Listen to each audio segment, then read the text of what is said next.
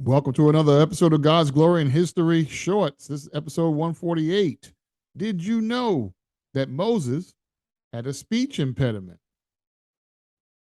And I know how he got that way. 1611 King James Bible, Exodus chapter 4, verse 10 through 12. It is written.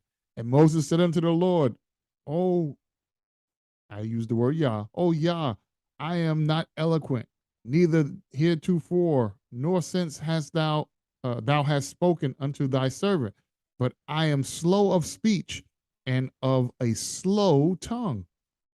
And Yah said unto him, Who hath made man's mouth?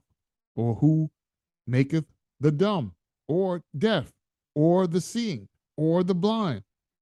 Have not I, Yah? Now therefore go, and I will be with thy mouth, and teach thee what thou shalt say. So that's all the Bible tells you about the matter. But this is what really went down behind the scenes of how he got that way. He wasn't always like that. You have to go to the book of Jasher, book of Jasher, chapter 70. This is verse 1. I'm not sure what I go up to 4 or something like that, but we'll see. It is written, and in the third year from the birth of Moses, so he's 3 years old, Pharaoh was sitting at a banquet when Alparanith, the queen, was sitting at his right, and Bethia at his left. And the lad Moses was lying upon her bosom. And Balaam, the son of Beor, with his 2 sons, and all the princes of the kingdom were sitting at the table in the king's presence. And the lad stretched forth his hand upon the king's head and took the crown from the king's head and placed it on his own head.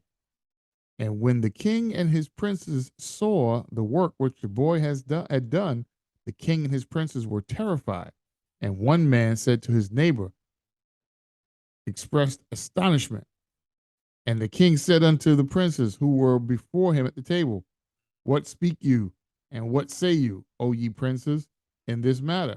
And what is to be the judgment against the boy on account of this act? So a 3-year-old boy reaches over and grabs your hat, but in this case it's a crown, off of the king's head and puts it on his own. That's a act of defiance and disrespect to the king. But coming from a 3-year-old boy, come on.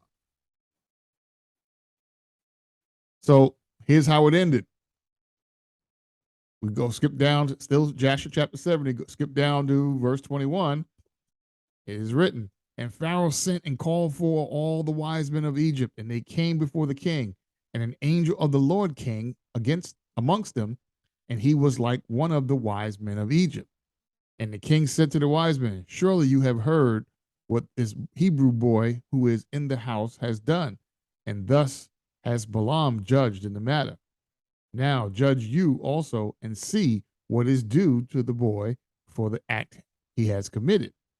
And the angel who seemed like one of the wise men of Pharaoh answered and said as follows, Before all the wise men of Egypt and before the king and the princes, if it please the king, let the king send for men who shall bring before him an onyx stone and a coal of fire, and place them before the child.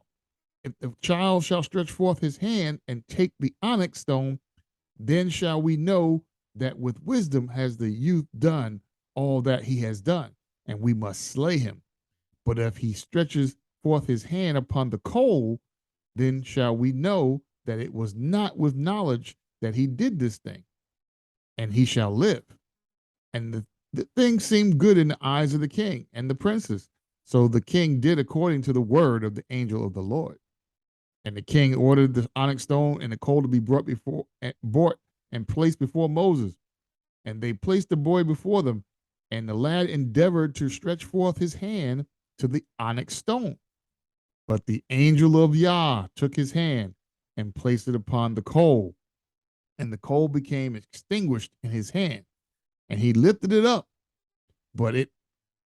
and put it into his mouth, and burned part of his lips, and part of his tongue. and he became heavy in the mouth and tongue. And when the king and princes saw this, they knew that Moses had not acted with wisdom in taking off the crown from the king's head. Brothers and sisters, don't get part of the story. You know, it's like reading a novel and then somebody takes out a chapter, or somebody takes out a few pages even. You can get lost easily. That context gives you so much more understanding of the story. So incorporate validated books like the Book of Jasher, which is mentioned twice in the Bible, and the Apocryphal books, which are with the Dead Sea Scrolls, and they were part of the scriptures until man decided to take them out. Incorporate those books into your studies, brothers and sisters. With that being said, class is dismissed.